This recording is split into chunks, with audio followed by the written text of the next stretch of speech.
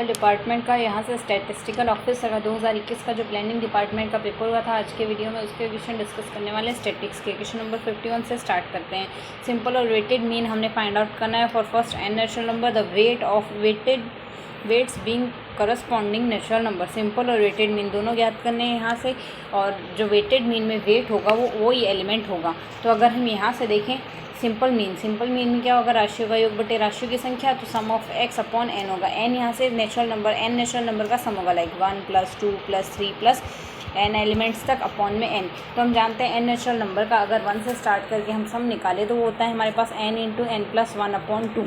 ये तो हो गया राशियों का योग, राशियों की संख्या n है, n से n कट जाएगा, n + 1/2 आ गया। ये आपके पास यहाँ से क्या है, सिंपल मीन ये आया है। तो यहाँ से ये तीनों में ही सिंपल मीन हमारे पास, ये फर्स्ट ऑप्शन तो डिस्कार्ड हो गया, सिंपल मीन ये नहीं लिया, n + 1/2 आ गया।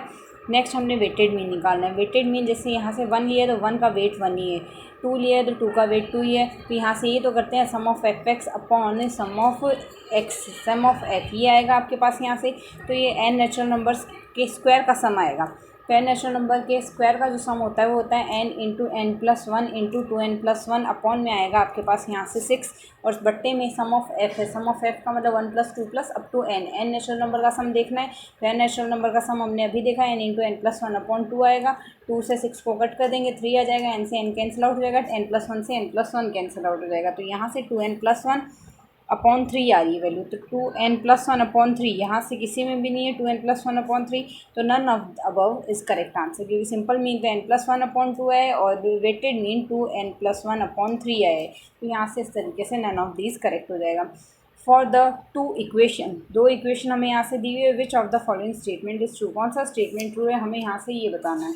तो अगर हम यहाँ से देखें इन दोनों इक्वेशन में, पहली इक्वेशन में अगर यहाँ से देखें तो अगर bx/y हम यहाँ से निकाल देते हैं, तो bx/y इस इक्वेशन के लिए अगर देखते हैं तो 10/8 आ गया, x/y हमने देखा है तो ये आ जाएगी। सेम अगर यहाँ से y/x देख लें वो पॉजिटिव आएगा, मतलब एक b की वैल्यू तो पॉजिटिव आ रही है इससे तो, और इससे b की वैल्यू नेगेटिव आ रही है। एक से पॉजिटिव एक से नेगेटिव, ये पॉसिबल नहीं है। अगर रिग्रेशन लाइन को रिप्रेजेंट कर रही है वो यहाँ से दोनों के सेम यहाँ से साइन होने चाहिए। तो इसके केस में हम कह सकते हैं the given equation can not B 2 regression line, दोनों रिग्रेशन लाइन हो ही नहीं सकती। यहाँ से फोर्थ ऑप्शन करेक्ट हो जाएगा। अगर x1, x2 और x3 अनकोरिलेटेड वेरिएबल है with the mean m variance v1² v2² and v3², then हमने यहाँ से कोरिलेशन कोफिशिएंट फाइंड आउट करना है between z1 and z2। z1 है x1/3 और z2 है x2/3। तो अगर हम यहाँ से देखें अपॉन में x1/x3 x2/x3 ये है, तो दोनों में ही x3 बट्टे में है, दोनों में x3 बट्टे में है। इसमें हमने r की वैल्यू फाइंड आउट करनी है। तो ऊपर हमारे के पास क्या आएगा, v3 का स्क्वायर आ जाएगा, क्योंकि दोनों में बट्टे में 3 है तो v3 का स्क्वायर आ गया। v3 के स्क्वायर के बट्टे में क्या आएगा, यहाँ से v1 का स्क्वायर प्लस v3 का स्क्वायर, और यहाँ से v2 का स्क्वायर प्लस v3 का स्क्वायर। तो यहाँ से ये ऑप्शन करेक्ट हो जाएगा, v3² plus v1² v2² plus v3² का स्क्वायर रूट आ गया। सेकेंड ऑप्शन हमारे पास इसके लिए करेक्ट हो जाएगा। नेक्स्ट क्वेश्चन कहता है यहाँ से अ पर्सन, यहाँ से ये क्वेश्चन हम नहीं लेंगे। Next question, the joint probability density function of 2-dimensional random variable x and y is given by। यहाँ से joint probability function हमने given है, x की वैल्यू 0 से 1 के बीच में, सेम y की वैल्यू 0 से 1 के बीच में हम यहाँ से given है। तो हमें conditional density function find out करना है x for y, given y के लिए। तो यहाँ से अगर हम देखें तो यहाँ से gx/y हमने फाइंड आउट करना है। gx/y फाइंड आउट करने की टेक्निक क्या होगी, हमें पहले f(y) फाइंड आउट करना होगा, क्योंकि gx/y की वैल्यू आएगी f(xy) अपॉन में f(y) आएगा, मतलब जो बट्टे में है उसके रेस्पेक्टिव वैल्यू ही आएगी, मतलब। और साथ ही यहाँ से ये भी देखने वाली बात है for x density function of x for given y, मतलब जो भी गिवन है वो बट्टे में है और गिवन y। तो यहाँ से इनकेस ये gx/y आपके पास आ गए, इनकेस ये नहीं आए और सिर्फ ये स्टेटमेंट दिया हो, तो इससे भी हमें आइडिया लगाना है फॉर गिवन y, यानी जो गिवन है वो बट्टे में आएगा और जिसके लिए करना है वो ऊपर अंश में आएगा। तब यहाँ से f(xy) दिया हुआ f(y) और फाइंड आउट करना है। f(y) फाइंड आउट करने का तरीका हम यहाँ से लेंगे, f(x, y) जो दिया है उसका हमने इंटीग्रेशन करेंगे x की लिमिट के साथ। x की लिमिट क्या है, 0 से 1, तो x की लिमिट के साथ 0 से 1 के बीच में इंटीग्रेशन करेंगे। इसका करेंगे 4x × 1 - y dx, इसके रेस्पेक्टिव इंटीग्रेशन करेंगे तो ये हमारे पास वैल्यू कांस्टेंट आएगी, इसको इंटीग्रेशन से बाहर निकाल देते हैं। एक्स का समाकलन एक्स स्क्वायर बट्टे 2 हो जाएगा, 2 से 4 को काट देंगे तो 2 गुणा 1 माइनस वाई तो आ गया, और एक्स स्क्वायर की लिमिट लगा देंगे तो आ जाएगी वैल्यू 1। ये तो आ गई एफ वाई की वैल्यू, और ये वैल्यू हमें दी हुई है तो हम यहाँ से क्या करेंगे, 4 से 2 को कैंसिल आउट कर देंगे, 2 आ गया, सॉरी यहाँ 2 नहीं आएगा, 2 ऊपर आएगा, ये 2 आ गया, और 1 माइनस वाई से 1 माइनस वाई कैंसिल आउट हो गया, ओवरऑल वैल्यू क्या है 2x, तो यहाँ से आंसर हो जाएगा 2x। नेक्स्ट क्वेश्चन में अगर देखें, हमने यहाँ से joint probability density function find out करना है, और दिया हुआ है dimensional random variable X Y, हमें यहाँ से जॉइंट प्रोबेबिलिटी डेंसिटी फंक्शन ये दिया हुआ है, इसके लिए एक्सपेक्टेशन की वैल्यू फाइंड आउट करनी है।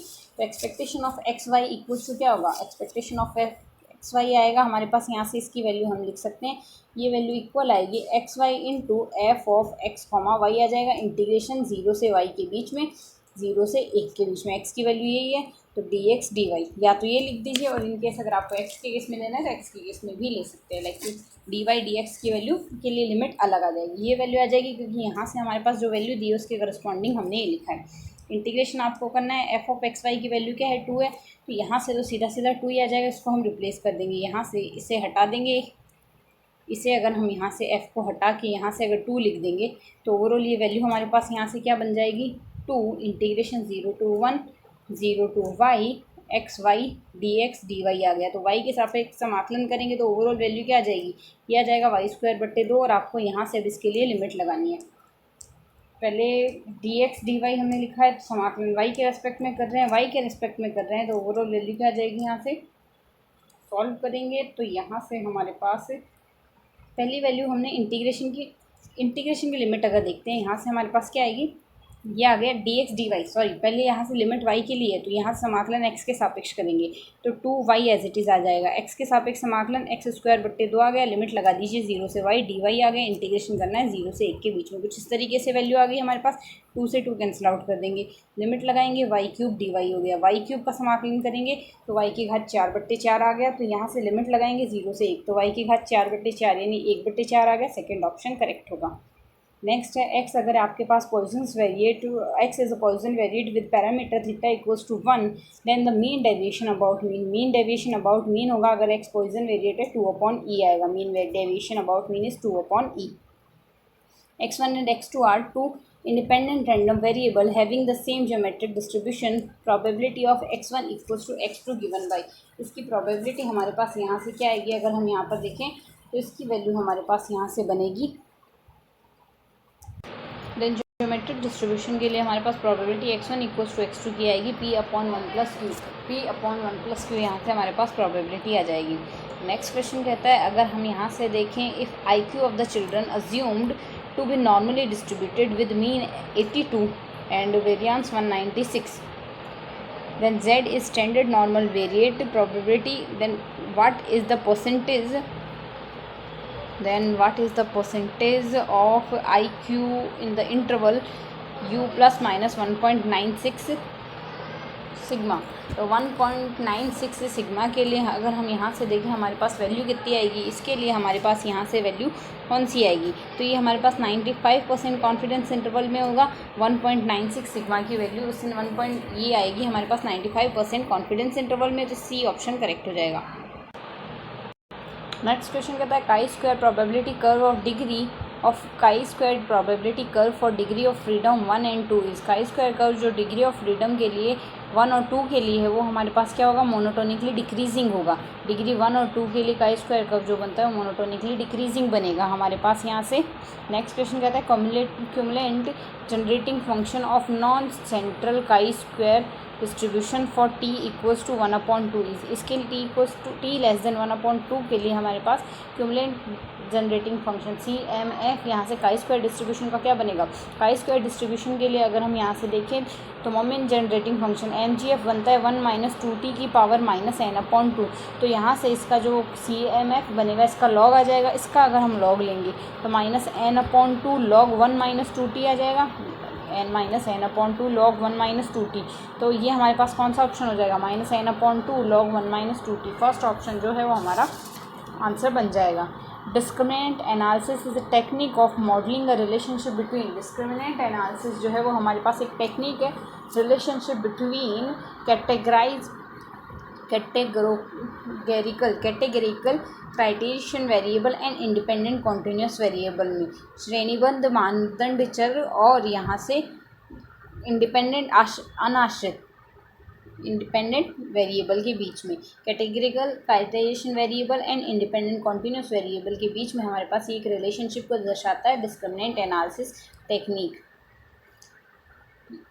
Let xi be the random variable from normal distribution population, then sufficient statistics mu and sigma square when both are unknown respectively sum of I and sum of xi square। sum of xi और sum of xi square होता है, ये यहाँ से repeated question है, normal distribution से हो तो इसकी सफिशिएंट स्टैटिस्टिक्स बनेगी sum of xi sum of xi का स्क्वायर। अगर हमारे पास यहाँ से xi ये जो है xi रैंडम IID है जो density function F x theta से है, तो इसका CR Cramer Rao bound of variation of estimation TN के लिए जो वैल्यू आएगी वो हमारे पास क्या आएगी, V theta TN is greater than equals to, एक तो ग्रेटर दैन इक्वल्स टू आ रहा है, साथ ही टो का डिफरेंशिएशन आएगा, स्क्वायर आएगा, टो के डिफरेंशिएशन का स्क्वायर अपॉन में NE डबल टाइम डिफरेंशिएशन हो रहा है लॉग FX का, तो यहाँ से हमारा सेकेंड ऑप्शन करेक्ट हो जाएगा जो कि कहता है V थीटा TN टो का डिफरेंशिएशन इसी में हो रहा है और वैल्यू प्लस में आ रही है, अपॉन में आएगा NE two time differentiation of log FX theta, तो यहाँ से ऑप्शन करेक्ट हो जाएगा। X is greater than equals to 1 is the critical reason for the testing H0 theta equals to 2 against the alternative H1 equals to theta equals to 1 दिया हुआ है और साथ ही हमें यहाँ से H0 दिया हुआ है थीटा इक्वल्स टू 2, एक तो null hypothesis H1 alternative hypothesis theta equals to 1 दिया है, F की वैल्यू ये दी है, X की वैल्यू 0 से इनफाइनाइट में दी है और critical region X is greater than equals to 1 दिया। First type error find out करना है, यानी अल्फा की वैल्यू फाइंड आउट करनी है। अल्फा की वैल्यू हमारे पास होती क्या है, अल्फा कहता है रिजेक्ट H0, प्रोबेबिलिटी होगी H0 को रिजेक्ट करना है और H0 आपको ट्रू लेना है, reject H0 when H0 is true. तो अगर H0 ट्रू है तो थीटा की जगह H0 की वैल्यू आएगी यानी 2 एक्सपोनेंशियल माइनस 2x, ये आ गया। अब क्रिटिकल रीजन हमारे पास यहाँ से 1 से स्टार्ट हो रहा है और x की वैल्यू ये, तो 1 से इनफाइनाइट तक की आपके पास वैल्यू आ गई और dx आ गई, तो आपको सीधा सीधा इसको सॉल्व करना है। सॉल्व करेंगे तो वैल्यू क्या आ जाएगी, 2 integration exponential minus 2x upon में आएगा -2, लिमिट लगा देनी है 1 to इनफाइनाइट। अब 2 और 2 कैंसिल आउट हो गए, माइनस वैल्यू आएगी, अपर लिमिट 0 वैल्यू देगी, लोअर लिमिट एक्सपोनेंशियल -2 वैल्यू देगी, माइनस माइनस हो जाएगा प्लस क्योंकि लोअर लिमिट से माइनस आएगा, तो एक्सपोनेंशियल -2 1, अब एक्सपोनेंशियल -2 आ रहा है, इसको अगर हम सॉल्व करेंगे तो 1/e² करेक्ट आंसर होगा जो कि सेकेंड ऑप्शन है हमारे पास।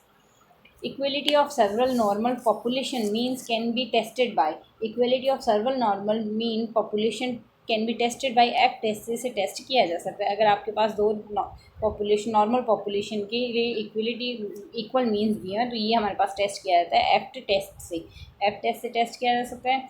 इन Mann Whitney Wilcoxon U test the variance हमारे पास इसके लिए क्या बनता है mn/12 m+n+1, mn/12 गुणा m+n+1 बनेगा। In the simple random sampling without replacement from a population of n unit and a sample size small n, the factor n-n capital N minus small n upon capital N जो होगा वो हमारे पास FPC आता है, finite population correction आएगा।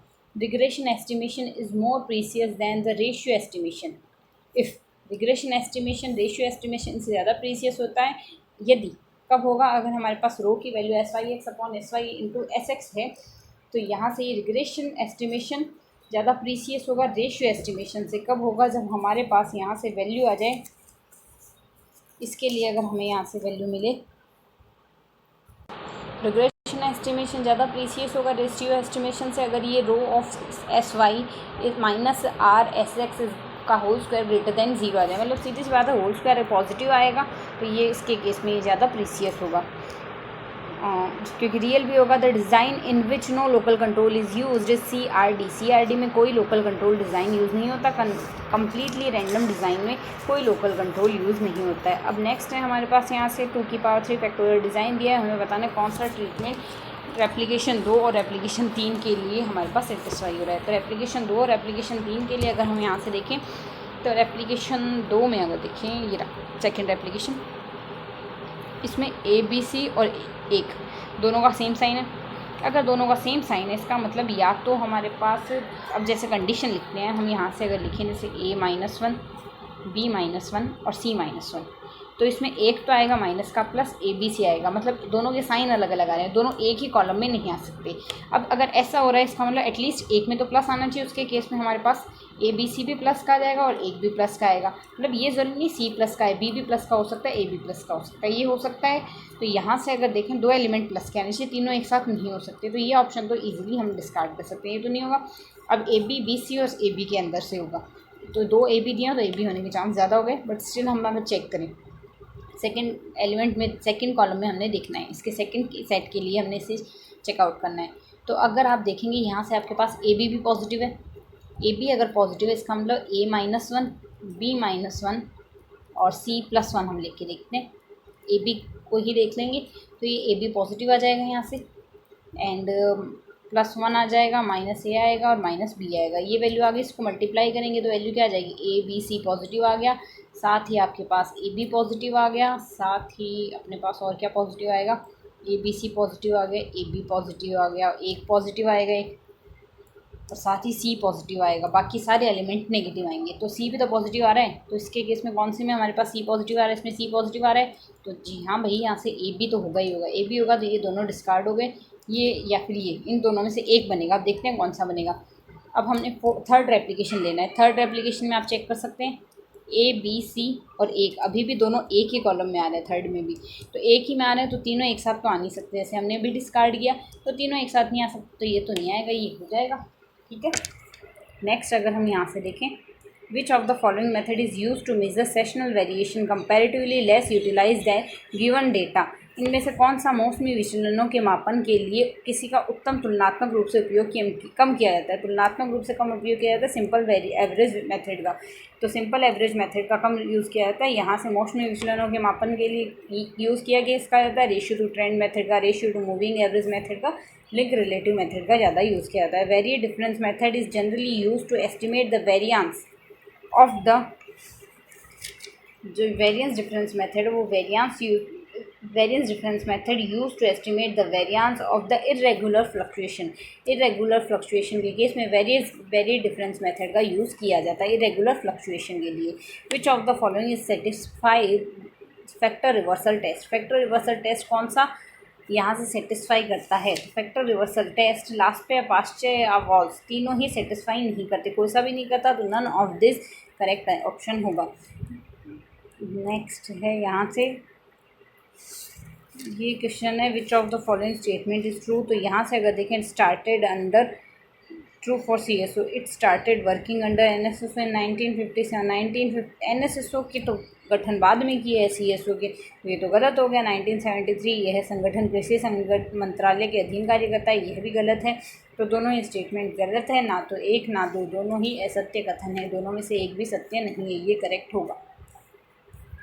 1949 में chairman of national income committee was महान लोबिस PC महान लोबिस थे। 1949 में नेशनल इनकम कमेटी के चेयरमैन PC महान लोबिस थे। इसका हमने हार्मोनिक मीन फाइंड आउट करना है, तो हार्मोनिक मीन फाइंड आउट करने का तरीका हम यहाँ से क्या लेंगे, हार्मोनिक मीन फाइंड आउट करने का तरीका हमारे पास यहाँ से होगा। अगर यहाँ से F और X दोनों दिए गए हैं, फ्रिक्वेंसी भी साथ में गिवन है, तो उसके केस में हमारे पास हार्मोनिक मीन का फॉर्मूला होता है, ऊपर तो आएगा n अपॉन में सम ऑफ F अपॉन X आएगा। तो अगर इसको हम सॉल्व करें, n की वैल्यू टोटल कितने 4 एलिमेंट्स है, तो n की वैल्यू आ गई हमारे पास 4, सॉरी n नहीं आएगा, मतलब n से मतलब यहाँ से एलिमेंट से ना होकर सम ऑफ f हो जाएगा, sum of f upon sum of f upon x, ये वैल्यू आएगी। सम ऑफ f अगर करेंगे 2 3 3 2 6 4 10, इसकी वैल्यू तो आ गई 10। बट्टे में रिस्पेक्टिव एलिमेंट्स को आपने मल्टीप्लाई करना है। जैसे अगर यहाँ से देखें 10 बट्टे, यहाँ से आएगा 2/2 प्लस 4, सॉरी f 2/2 आएगा, यहाँ से 3/4 आएगा, नेक्स्ट में 3/4 प्लस 3/8 प्लस 2/16। इसको हम सॉल्व करेंगे, सॉल्व करने से हमारे पास वैल्यू आएगी 40/9, जिससे हम 4.44 के इक्वल होगा। 4.44 यहाँ से हमारे पास करेक्ट आंसर होगा। प्रोसेस समझ गया, फॉर्मूला क्या था, sum of f upon sum of f upon x, ये वैल्यू हमारे पास यहाँ से आएगी। In unimodal distribution mean is smaller, unimodal distribution model में हमारे पास mean is smaller than the mode, अगर मीन मॉड से छोटा हो तो उसके केस में कौन सा डिस्ट्रीब्यूशन होगा, नेगेटिव स्क्यूड हमारे पास डिस्ट्रीब्यूशन होगा। मीन अगर मॉड से छोटा हो तो नेगेटिव स्क्यूड डिस्ट्रीब्यूशन होगा। Let the correction correlation between X and Y is positive, X और वाई में अगर कोरिलेशन पॉजिटिव है then sign of regression coefficient, regression coefficient के साइन भी पॉजिटिव होंगे, रिग्रेशन कोफिशिएंट और कोरिलेशन कोफिशिएंट सबके साइन सेम ही आते हैं तो ये भी हमारे पास पॉजिटिव ही होंगे। Correlation coefficient between x1 and x2, x1 x3, x2 x3 is r, then partial correlation between x1 and x2 after eliminating x3 is r upon 1 plus r, यहाँ से हमारे पास वैल्यू आएगी r upon 1 plus r। The chance of Ram to stand first in the class is 1/3 and to Shyam is 1/5. The probability either of them will stand first in class. मतलब अगर Ram class में first आएगा उसकी probability 1/3 है, Shyam first आएगा उसकी probability 1/5 है। तो इन दोनों में से किसी एक के फर्स्ट आने की प्रोबेबिलिटी फाइंड आउट करनी है। तो हम अगर फाइंड आउट कर ले दोनों में से कोई भी फर्स्ट नहीं आएगा, उसको अगर 1 में से माइनस कर दे तो किसी एक के फर्स्ट आने की प्रोबेबिलिटी आ जाएगी। मतलब हमने यहाँ से करना है दोनों ही फर्स्ट नहीं आए, उसको 1 से माइनस कर लेंगे, मतलब ना तो राम फर्स्ट आए ना ही हमारे पास यहाँ से श्याम फर्स्ट आए। 1 से माइनस करके निकाल लेंगे। Probability of r equals to 1/3 दिया है तो 1 माइनस 1/3 क्या हो जाएगा हमारे पास यहाँ से, इसे हम निकालेंगे 1 माइनस 1/3 और 1 माइनस 1/5। इसको अगर सॉल्व करते हैं तो वैल्यू क्या आएगी, 1 माइनस 1/3 की वैल्यू 2/3 थी और इसकी वैल्यू 4/5 है। 8/15 आ गई, 8/15 को सॉल्व करेंगे, 15 माइनस 8 यानी 7/15 हमारे पास यहाँ से वैल्यू आ जाएगी। 7/15 कौन सा ऑप्शन होगा हमारे पास, ये होगा हमारे पास थर्ड ऑप्शन जो कि इसका करेक्ट आंसर होगा। नेक्स्ट है हमारे पास, यहाँ से हमने दिया हुआ है x इज a random variable which can take only non negative values then which of the following is true. सिर्फ नॉन नेगेटिव वैल्यू ले रहा है, इसके केस में हमारे पास कौन सा ट्रू होगा, यहाँ से हमारे पास वैल्यू आ जाएगी एक्सपेक्टेशन ऑफ एक्स का square must be less than equal to mode of expectation of x square. Expectation of x का square must be less than equal to mode of expectation of x का square, ये आएगा। अगर हमारे पास large n है और p in the NBD of 1/2 तो binomial distribution tend करेगा नॉर्मल डिस्ट्रीब्यूशन को। p की वैल्यू 1/2 के समथिंग है, लार्ज n है तो बाइनोमियल डिस्ट्रीब्यूशन हमारे पास नॉर्मल डिस्ट्रीब्यूशन की ओर टेंड करेगा। 8 चूहे हैं, इस तरीके से चूज़ किए गए हैं, उन पर एक डाइट का सर्वेक्षण करना है, 3 महीने तक उन पर स्टडी की जाती है, वेट की स्टडी की जाती है, उसके बाद इफेक्टिव रिजल्ट के हिसाब से दोबारा उस पर्पज़ से टेस्ट किया जाता है। तो इसके लिए कौन सा टेस्ट यूज़फुल होगा, इसके लिए हमारे पास टी टेस्ट वो भी पेयर टी टेस्ट हमारे पास यूज़फुल होगा इसके केस में। एक्स हमारे पास फॉलो करता है एफ डिस्ट्रीब्यूशन को with n1 and n2 parameter के साथ डिग्री ऑफ फ्रीडम में, देन 1/f फॉलो करेगा n2 n1 पैरामीटर के साथ एफ में ही। तो अगर आपके पास एफ डिस्ट्रीब्यूशन फॉलो करता है, degree of parameter n1 n2 है तो 1/f जो होगा, यहाँ 1/f जो होगा वो भी एफ डिस्ट्रीब्यूशन को ही फॉलो करेगा with degree of parameter, degree of freedom n2 n parameter change हो जाएंगे, n2 n1 आ जाएंगे। अगर S is a covariance matrix as an estimator of sum of NP, normal distribution follow कर रहा है जीरो सम के साथ, A equals to n-1 S है तो ये हमारे पास विशार्ड डिस्ट्रीब्यूशन होगा। विशार्ड डिस्ट्रीब्यूशन की कंडीशन है हमारे पास ये। Hotelling T square is usual notation as, Hotelling T square का यूजुअल नोटेशन क्या होगा, x bar minus mu dash sum inverse x bar minus mu, ये हमारे पास होटेलिंग टी स्क्वायर का यहाँ से हमारे पास नोटेशन आएगा, साथ में मल्टीपल में आएगा इसमें n। तो यहाँ से हमारे पास कंडीशन होगी T square n x bar minus mu dash s inverse x bar minus mu, s inverse आएगा यहाँ से इसमें, ना कि सम इनवर्स। सम इनवर्स नहीं आएगा यहाँ, जैसे सम इनवर्स है यहाँ s इनवर्स है, दोनों में s इनवर्स आएगा, ये ध्यान रखना है। तो अगर s इनवर्स आएगा हमारे पास ये वैल्यू आ गई, क्योंकि बाकी तो सेम ही है, x bar n into x bar minus mu dash s inverse x bar minus mu, हमारे पास इसके लिए वैल्यू आ जाएगी। Tn is consistent estimator of parameter theta, then another consistent estimator of will be Tn minus 1/n आ जाएगा। Tn minus 1/n हमारे पास इसकी value आएगी। Which one of is not true, हमें बताना है कौन सा ट्रू नहीं होगा। The probability that statics will fall in critical region under null hypothesis is alpha. Next है the probability of committing second, ये हमारे पास नॉट ट्रू बताना है, तो ये तो ट्रू है। Probability that statistics will fall in critical region में फॉल होने की probability under null hypothesis alpha, ये सही है हमारे पास फॉर्मूला। नल हाइपोथेसिस में क्रिटिकल रीजन में फॉल होने की प्रोबेबिलिटी अल्फा होती है। Probability of committing second kind error, second kind error की प्रोबेबिलिटी हमारे पास बीटा होगी, ये हमारे पास ट्रू नहीं होगा। तो यही बताना था। बाकी अगला स्टेटमेंट देखें, probability of committing first kind error is alpha, ये भी सही है। Probability of committing first type error is level of significance, alpha को लेवल ऑफ सिग्निफिकेंस कहते हैं, 1 माइनस बीटा को पावर ऑफ एरर कहते हैं, पावर ऑफ सेट कहते हैं। अगर आपके पास यहाँ से एफ ऑफ एक्स थीटा 1/थीटा ये गिवन है फॉर टेस्टिंग हाइपोथेसिस, H0 की वैल्यू दी है, H1 की वैल्यू दी है based on the single observation, और टाइप फर्स्ट एरर है। If we chosen critical region, हमें ये चूज़ किया गया है, तो हमें क्या बताना है इसमें, देन हमें first size of first type error, first type error यानी हमने अल्फा की वैल्यू फाइंड आउट करनी है। अगर अब आपने अल्फा की वैल्यू फाइंड आउट करनी है तो अल्फा की वैल्यू कैसे फाइंड आउट करेंगे, क्रिटिकल रीजन में तो वैल्यू नहीं है। अल्फा होता है यहाँ से फर्स्ट H0 अगर ट्रू है और हमने H0 को डिस्कार्ड दिया, reject H0 when H0 is true, तो H0 ट्रू है तो थीटा इक्वल्स टू 1 आएगा, थीटा की वैल्यू तो 1 आएगी, ये तो कंफर्म है। थीटा की वैल्यू अगर हम यहाँ से 1 ले लेंगे, साथ में dx लगाएंगे, इंटीग्रेशन की लिमिट क्रिटिकल रीजन से आएगी, क्रिटिकल रीजन से हमारे पास क्या लेनी है, 0 से थीटा के बीच में लेनी है, तो ये वैल्यू आएगी 0.5 से बड़ी होनी चाहिए और थीटा से छोटी, थीटा की वैल्यू है 1, तो ये वैल्यू आ गई। अल्फा की वैल्यू आएगी हमारे पास, ये dx का समाकलन x आएगा, लिमिट लगा दोगे 1 माइनस 0.5 की वैल्यू हमारे पास ओवरऑल 0.5 आ गई। फोर्थ ऑप्शन हमारे पास इसके लिए करेक्ट होगा। Which test is used to test the randomness of the given sample? Given sample के randomness के लिए कौन सा टेस्ट यूज़ किया जाता है, रन टेस्ट यूज़ किया जाता है। विल्कॉक्स ने sign rank test consider the difference X I minus M naught, X I represent करता है साइन को और एम नॉट मैग्नीट्यूड को, both sign and magnitude. Sampling frame is the sampling theory is, sampling frame in the sampling theory is, sampling frame sampling theory में क्या होती है, list of units of population, list of units of population is the correct answer. The allocation provide small variance of estimator in stratified sampling, stratified sampling में allocation जो provide कराए जाते हैं, the allocation providing the smallest variance of estimator in stratified sampling is Neyman optimal allocation, ये कहलाते हैं Neyman allocated और optimation, Neyman optimum allocation that providing small variance of estimator in stratified sampling is Neyman optimal allocation.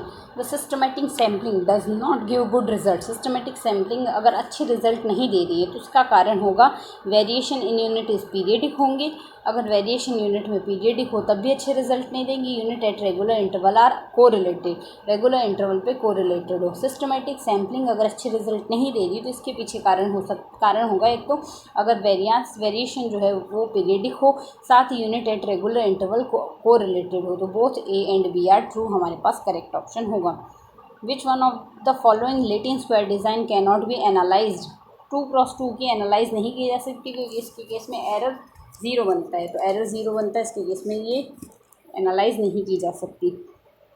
Underlying principle of ANOVA are, ANOVA के underlying principle है, एक तो parent distribution normal होगा, error are homoscedastic, effects are additive in nature, तो all are true correct होगा। मतलब underlying principal ANOVA के कौन कौन से हैं, पेरेंट डिस्ट्रीब्यूशन नॉर्मल होंगे, एरर आर होमोस्केडेस्टिक होंगे और effects are additive in nature, then all above are true. In cyclic variation the objective is to, cyclic variation में ऑब्जेक्टिव क्या होता है, objective is to eliminate trend and seasonal effect. Cyclic variation में objective होता है trends और seasonal effects को eliminate करना। Under usual assumption in time series data Y T equals to beta not plus beta 1 Y T minus 1 plus E T is, ये हमारे पास है auto regression model, this one is auto regression model. Next है price index में हमें for a year using simple aggregate method PON क्या आएगा, जो बाद में आता है वो आएगा ऊपर और जो पहले आ रहा है वो आएगा नीचे, मतलब अंश हर में, तो sum of P0 upon sum of PN upon sum of P0 into 100, ये आएगी वैल्यू। सम एक साथ नहीं लगाना है, दोनों में अलग अलग सम आएगा, sum of PN upon sum of P0 into 100। Gross production rate NRR। Agriculture statics is collected by, agriculture statics के जो डेटा है वो कलेक्ट किए जाते हैं department of economic statics under at central level and directorate of economic and statics at state level, दोनों पे ही कलेक्ट किए जाते हैं, तो both A and B are true here. Last year and past year price index both satisfy time and factor reversal test, अगर time और factor reversal test दोनों ही सेटिस्फाई कर रहे हैं लास्ट ईयर और पास्ट ईयर, तो इसका मतलब दोनों ही हमारे पास क्या होंगे, यहाँ से बराबर होंगे, तभी टाइम रिवर्सल और फैक्टर रिवर्सल टेस्ट सेटिस्फाई कर रहे हैं। Marshall Edgeworth index lies between last year and past year, last year और पास्ट ईयर के बीच में लाई करता है मार्शल एडवर्थ इंडेक्स। अगर हमारे पास यहाँ से 6 रेड बॉल है और कुछ ब्लू बॉल्स है, the probability of drawing 2 balls, 2 ball draw करने की प्रोबेबिलिटी 1/3 है। Then the number of blue ball, तो नंबर ऑफ ब्लू बॉल हमारे पास क्या होगा, 6 रेड बॉल है और नंबर ऑफ ब्लू बॉल हमें दी हुई नहीं, तो हम मान लेते हैं number of blue ball x है। तो टोटल बॉल्स हमारे पास कितनी होगी, 6 + x। तो अगर हमने बॉल निकाली देन हमारे पास 2 रेड बॉल निकालने की प्रोबेबिलिटी 1/3 है। तो मान लेते हैं हमने 2 बॉल निकाली, तो पहली बॉल हमारे पास रेड है, तो 6 में से ही निकलेगी, 6 बटे टोटल बॉल कितनी होगी, 6 + x। अब हमने दूसरी बॉल निकाली, रेड बॉल कितनी बची है, 5 बची है, 5 बट्टे, अब टोटल बॉल कितनी होगी, 5 + x हो गई हमारे पास, बराबर इसकी प्रोबेबिलिटी 1/3 दी गई। तो अगर इसको क्रॉस मल्टीप्लाई करके हम सॉल्व कर लें तो इसकी वैल्यू क्या आ जाएगी, यहाँ 6 × 5 = 30, 30 × 3 = 90, 6 + x है और 5 + x है। तो इसको अगर हम सॉल्व कर लें तो वैल्यू क्या आएगी, 90 बराबर 6 + x गुणा में आएगा हमारे पास यहाँ से 5 + x। अब आपने x की वैल्यू रखनी है, तो x की वैल्यू फर्स्ट ऑप्शन से स्टार्ट करते हैं। तो x की वैल्यू अगर 4 रख देंगे तो 6 + 4 10 गुणा यहाँ से वैल्यू क्या आएगी, 5 + 4 9 आएगा, तो वो 90 आ रहा है, वैल्यू सेटिस्फाई हो रही है। तो इसी एक ही ऑप्शन से होगी, 6 और 8 से नहीं होगी, तो फर्स्ट ऑप्शन इसका करेक्ट हो जाएगा। ईजिली हम इस तरीके से कर सकते हैं। नेक्स्ट है, for a distribution of mean is 10। Distribution of mean is, अगर हमारे पास यहाँ से 10 है और वेरियांस हमारे पास 16 है, वेरियांस हम मान लेते हैं यहाँ से हमारे पास 16 है एंड वेरियांस 16 है, गामा 1 है, बीटा 2 4 है। देन सेकेंड रो मोमेंट हमने फाइंड आउट करना है, तो सेकेंड रो मोमेंट स्क्यूनेस और कुर्टोसिस फाइंड आउट करना है। सबसे पहले सेकेंड रो मोमेंट अगर फाइंड आउट करेंगे तो μ2 की वैल्यू हमारे पास क्या आती है, μ2 डैश माइनस μ1 डैश का स्क्वायर। μ1 की वैल्यू हमें क्या दी हुई है, यहाँ से μ1 होता है मीन दिया हुआ है हमें यहाँ से 10, तो यहाँ से वैल्यू क्या आएगी, इसके 10 का स्क्वायर 100 आएगा, पक्षांतरण कर देंगे तो हमें इसकी वैल्यू फाइंड आउट करनी है। तो μ2 की वैल्यू 16 दी हुई है, 16 प्लस यहाँ से क्या आ जाएगा 100 बराबर μ2 डैश सेकेंड मोमेंट आ गया हमारे पास raw moment which is equal to 116 दो ऑप्शन में, ये दोनों डिस्कार्ड हो गए। अब हमने देखना है गामा 1 की वैल्यू, गामा 1 की वैल्यू पॉजिटिव है, पॉजिटिव होने का मतलब पॉजिटिव स्क्यूड होगा, तो सीधी सी बात है ये वैल्यू आ गई। और बीटा 2 की वैल्यू 4 है, बीटा 2 की वैल्यू 4 है, इसका मतलब यहाँ से हमारे पास ये लेप्टोक्रिटिक होगा। तो लेप्टोक्रिटिक सेकेंड ऑप्शन, अगर दो भी आपने फाइंड आउट कर लिया आंसर इजीली गेन कर सकते हैं आप यहाँ से, क्योंकि ग्रेटर देन में तो आएगा लेप्टोक्रिटिक, इक्वल्स टू में आएगा हमारे पास मीसोक्रिटिक, एक में और लेस देन में आएगा प्लेटोक्रिटिक, तो यहाँ से सेकेंड ऑप्शन करेक्ट होगा। नेक्स्ट है यहाँ से the mean and the standard deviation of 2 factories provided below. Mean और स्टैंडर्ड डेविएशन दोनों दिए हैं, तो हमें बताना है कौन सी फैक्ट्री ज़्यादा कंसिस्टेंट है, which factory has more consistent structure of employees. Salary के बेसिस पे दिया है, मीन दिया हुआ है, स्टैंडर्ड डेविएशन दिया हुआ है। तो अगर हम यहाँ से देखें जिसका हमारे पास CV का मान कम आएगा वो ज़्यादा, हमारे पास क्या होगी यहाँ से, जिसका CV का मान कम आएगा वो हमारे पास ज़्यादा कंसिस्टेंट होगी। तो पहले में अगर हम यहाँ से देखें CV आता है हमारे पास सिग्मा अपॉन x बार, तो सिग्मा अपॉन x बार अगर हम यहाँ से देखते हैं तो वैल्यू क्या आ जाएगी यहाँ से, पहले में अगर हम यहाँ से देखें तो वैल्यू हमारे पास यहाँ से आ रही है, इसके केस में सिग्मा की वैल्यू आ रही है 10 अपॉन x बार हमारे पास यहाँ से क्या आ जाएगा, अपॉन x बार आएगा, यहाँ से मीन दिया हुआ ना, मीन ऑफ सैलरीज 4,800 आ गई वैल्यू, और इसके लिए वैल्यू आ रही है 12 बट्टे, यहाँ से हमारे पास आएगी 5000 वैल्यू। सॉल्व करते हैं तो वैल्यू, तो एक में तो वैल्यू आ गई 10 बट्टे 4800 और C के लिए है ये तो वैल्यू, और D के लिए 12 बट्टे 5000, अब 12 बट्टे 5000 है ये। तो अब अगर इसको हम सॉल्व करेंगे, पहले की वैल्यू तो लगभग अप्रॉक्सीमेट बनेगी हमारे पास 0.0020 और दूसरे की वैल्यू बन रही है 0.0024। तो यहाँ से ज़्यादा वैल्यू जिसकी आ रही है वो कम कंसिस्टेंट होगा, इसकी कम वैल्यू आ रही है, C के लिए था ये D के लिए था, C की वैल्यू कम आ रही है, इसका मतलब C ज़्यादा कंसिस्टेंट है। Then which factory has more consistent structure of employ salary, तो C ऑप्शन करेक्ट हो जाएगा। इसमें बेसिक कंसेप्ट CV वाला लगाना था, सिग्मा अपॉन x बार का। तो सिग्मा अपॉन एक्स बार से जिसकी वैल्यू कम आएगी वो ज़्यादा कंसिस्टेंट होगा, सी यहाँ से ज़्यादा कंसिस्टेंट होगा। Thank you.